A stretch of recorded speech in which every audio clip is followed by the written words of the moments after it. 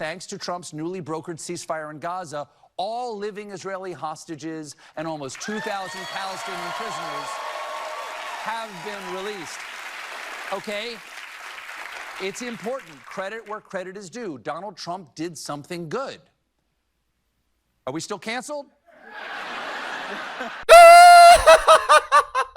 Oh, Stevie, you sharp-tongued devil! You get me every time! Oh!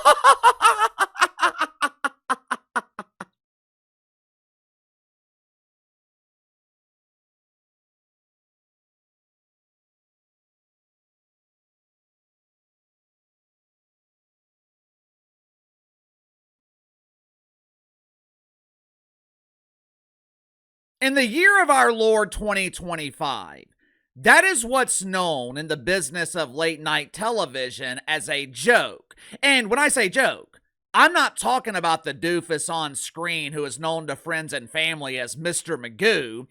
I'm referring to the incredibly toxic mouth fart that continues to pollute FCC airwaves for now. That is what Stephen Colbert calls a joke. And it's one of the many reasons that normal people are no longer watching these late night dumps. But if you are one of the dozens of remaining fans consuming this late night garbage, Uncle KC has some news for you. I've got some good news. I've got some bad news. Then I've got some information that will cause normal people to celebrate while causing those infected with a severe case of stage 4 OMB, or bad, to have an allergic reaction. We'll start with the bad news first because, I'll be honest with you, it gives me pleasure to start the day by delivering emotional pain to deacons at Woke United Methodist. The bad news is, Jim Fallon, Sean Squires, and the rotating panel of unknowns at the Daily Show of Failure on Comedy Central, they are all on vacation this week, which is great news for them since they won't have to be injected with truth serum while forcefully praising the Trumper for bringing temporary peace to the Middle East. If you've ever read the Bible before, you know exactly why this peace agreement in the Middle East is only temporary. Unless, of course, you're one of the dumbasses who believe that Donald Trump is the Antichrist. In that case, you are beginning preparations for Armageddon. My inside sources, they are telling me that sales of Benadryl and melatonin have drastically increased as people are looking for alternative ways of sedation. Uncle KC, you mentioned someone named Sean Squires. Who in the Rudy Poo is that? Sean is that dorky dude with the prepubescent voice who comes on after Jim Fallon. And speaking of Jim, that is the good news. There is no need for medically induced sedation methods because Stephen Colbert and Jimmy Kimmel, they continue to work tirelessly this week to ensure people are getting a good night's sleep. Of course, they are working tirelessly to sedate a smaller audience because fewer and fewer people are watching these late night dumps, which leads me to the tragic news, the news that will break the wankers of spankers across America. Stephen Colbert is not the only late night host running on borrowed time. His bestie Jimmy Kimmel isn't the only one who will be standing in the unemployment line with Stevie. The harsh reality is, every host in late night, not named Greg Gutfeld, is in deep shit because the networks, they are finally realizing that there is no longer a way to monetize these late night turds. Make sure to like and subscribe. You can follow me on Twitter at KC_BTL84. Link to the second channel in the description below. Later today on the second channel, going to be talking about another soon-to-be victim of unemployment, Bill Napier. Yesterday, the head coach of the Florida Gators gave a disastrous press conference. Hell, the last 4 years in Gainesville have been an ongoing embarrassment. I'll explain why Billy Napier is likely to be fired in the next week, maybe 2 weeks. So if you haven't already, click the link in the description below, subscribe to the second channel. As of right now, Jim Kimmel is the #1 host in late night. Notice I did not say Jim Kimmel is the king of late night. That distinction belongs to Greg Gutfeld, who is in a class of his own. So I don't compare Greg Gutfeld to the trio of huge embarrassing failures. But with the trio of huge embarrassing failures, Jim Kimmel is currently the #1 host in late night television. We are so back! Jim is finally getting the recognition that he deserves! Woohoo! Yes, yes, yes!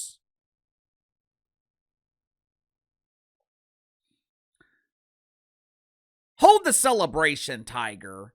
I promise you, Jim's reign will be temporary.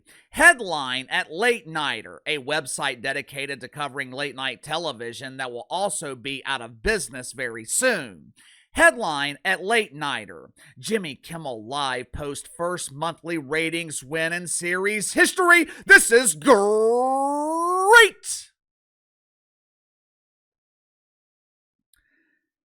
Last month, Jim Kimmel averaged 2.8 million viewers, an increase of 149% when compared to August. Obviously, this isn't real. Like his brothers and sisters in the WNBA, Jim Kimmel is simply experiencing the illusion of success. Now that the Trumper has moved on to better things like, I don't know, solving the problems in the Middle East or investigating and eventually dismantling Antifa. Well, KC, the mainstream media keeps telling me that Antifa isn't real.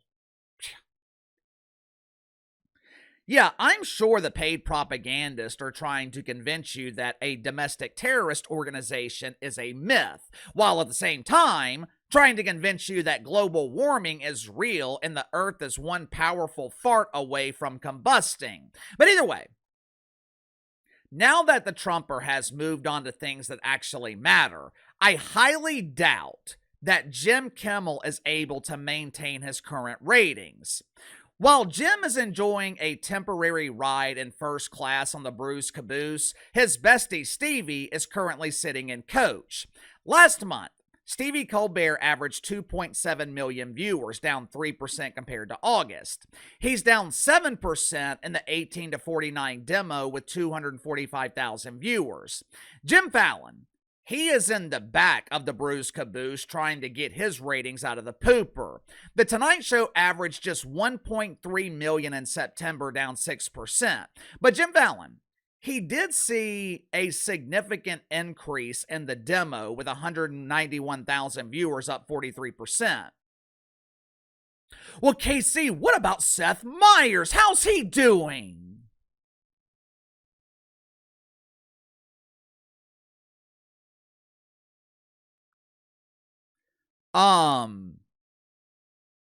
Who cares?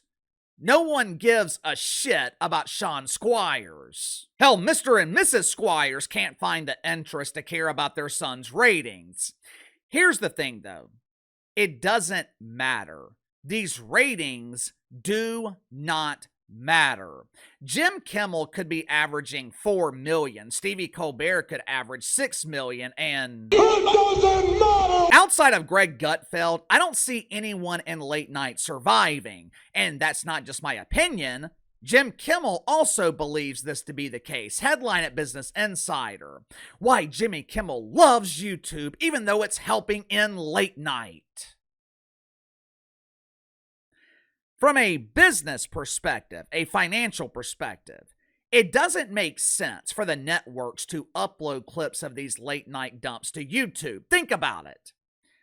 CBS, ABC, NBC, they are paying hundreds of millions of dollars to produce these turds. What does YouTube pay? Nothing. To make matters worse, they upload these clips to YouTube. In a 12-month period, the channels generate millions of dollars in ad revenue.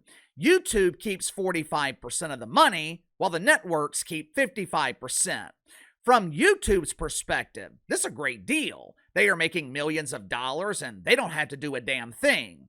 It's kind of similar to the economic system that Zorro Mamdani wants to implement in New York City.